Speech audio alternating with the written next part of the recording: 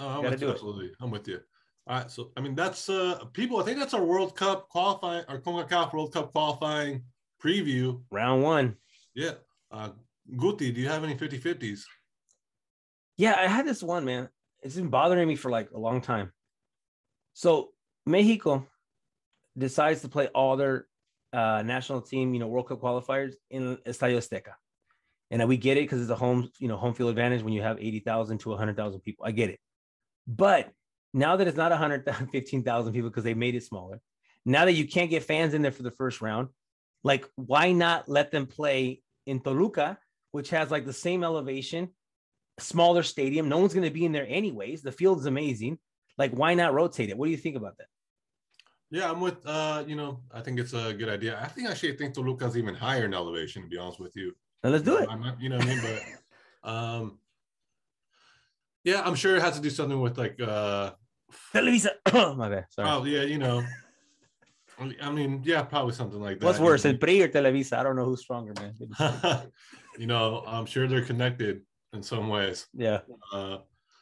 Yeah, or it would be good for. I mean, it would almost be like a tease, though. I would say it would be cool because they're not playing to like play a game like in Monterrey or like Guadalajara or something. But that would almost be even worse because then you're playing a game where fans can't go, and you're playing it at a place that they usually don't play at. Just to really, that almost seems like more insulting actually to. But empty Azteca. Yeah, because I mean, an empty Jalisco or an empty like or an empty I don't know what's it called anymore. The Chivas Stadium. Estadio Akron. Yeah. I want to call it Omi Life, but an empty Omi Life or an empty Jalisco, like that's almost insulting to the Mexican fans from Guadalajara because they can't go to the games and you're having the game there. You know what I mean? So I guess two parts then. Are you okay with them rotating, or let's pretend all the fans are there? Are you good with them rotating if there was fans? Yeah, I think I get why if there's fans, I get why you play the games in Mexico City, especially, and they have the practice facility and everything there. I would say if Mexico wraps up the qualifying with like 2 home games left, you move those 2 games to somewhere else. Okay. And they've done it in the past. And they've done some shady stuff like moving it to San Luis. I was there, by the way. Shout out to my boy Armando who's listening. He always listens. Him and I, we flew all the way to San Luis Potosí to watch them play against Trinidad Tobago. But that was shady no ticket because they were the same ownership as it was the same ownership as America, right? And they moved. That's why they moved the game there. I don't know what it was, but it was funny. They were the same because at the time they were the same owner. They had the same ownership. I think the time that one time you do rotate it, you go there. You're like, come on, but really? So that one is kind of weird, right? Put it in Tigres, put it in Monterrey, put it somewhere. Put it in Monterrey's stadium, put it in Chivas Stadium. Give these people an opportunity to rotate and see it. Especially if they're hosting the World Cup in 2026, and these 2 stadiums are also hosting it. Give them an opportunity, give them a game. Okay. So I think I would like to see that rotation. Okay.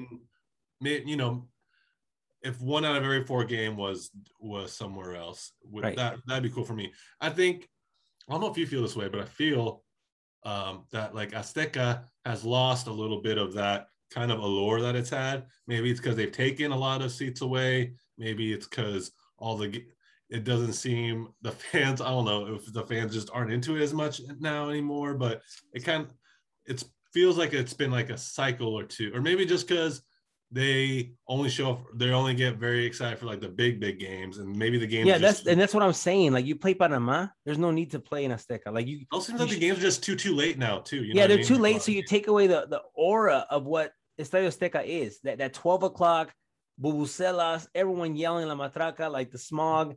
Freaking Miguel Sabah scoring on USA. Like, you take all that away. Like, by playing at night, you took away that advantage now, the weather, right? And the smog. Number 2, like you said, it's smaller. I mean, 80,000 is not anything small. It's not small, but it's smaller than 115 standing capacity, whatever they used to have. So you took that away, and I do think the fans in Mexico City are like more hardcore, and they're like, bro, we're playing El Salvador. We're not going. Like, I'm not sending, because no one's spending their ticket like that, especially like, US is coming. I'll save my money for that one. Yeah. So we play US, Honduras, Costa Rica. Let's roll in Azteca. Everyone else, let's go somewhere else. Yeah, because I'm thinking, when I think about the last cycle and which games were, the USA was the only one that I remember where it was packed and it was that intensity. Yeah, and, I went to the sorry to cut you off. I went to the US Mexico game in Azteca the last cycle. The 1-1?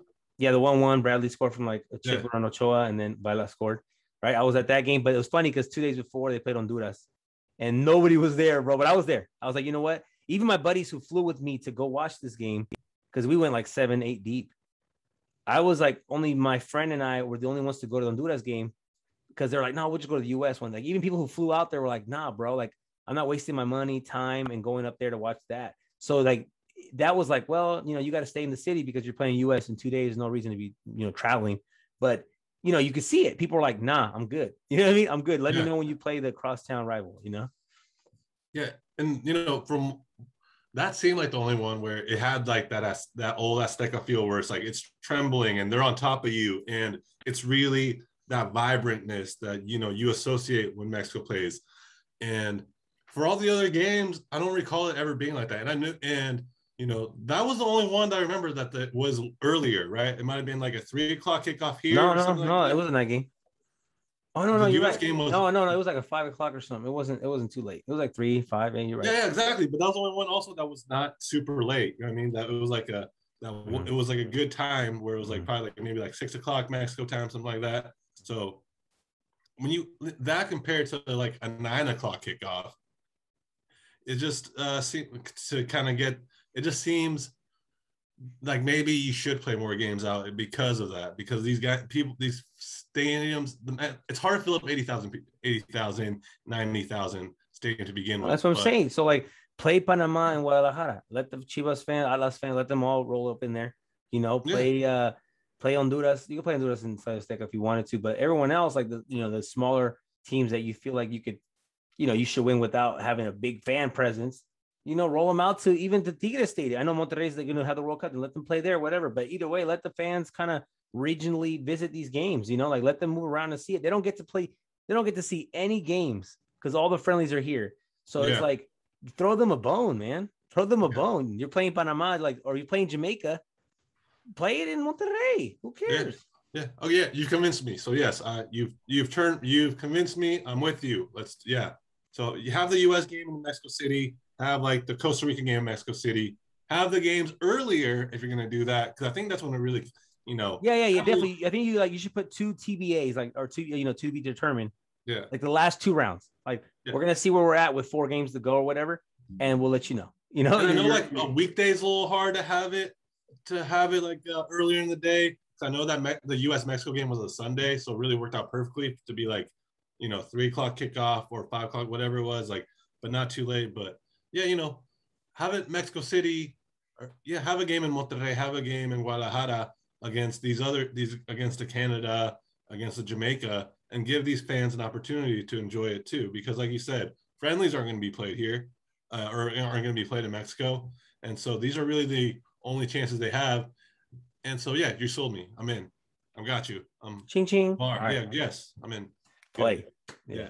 And also like Mexico's so big compared to like Costa Rica or Honduras. Right. That's what I'm saying, bro. Like you're telling me other facilities. You have millions of people and you have top level stadiums in Mexico. Yeah. We're in Honduras or like Costa Rica. There's only so many like national stadiums you can They're like FIFA approved, right? Like where you can have all of everything you need to do it. Where Mexico, you have more than a couple of options. So I'm with you on that. Yes. Even I know they don't have like a crazy fan base that we know of, but Puebla Stadium's like top class, bro. It's so sick. Beautiful stadium. Leon's gonna make a new one. Show off these stadiums to the world. Let these people get a chance at this. Let the owners of these clubs get some money. Stop giving the same team always. It's like Azteca doesn't look nice empty. It looks terrible. I don't want to see the Coca-Cola logos. If I see the Coca-Cola logo behind the goal, we should have played in somewhere else.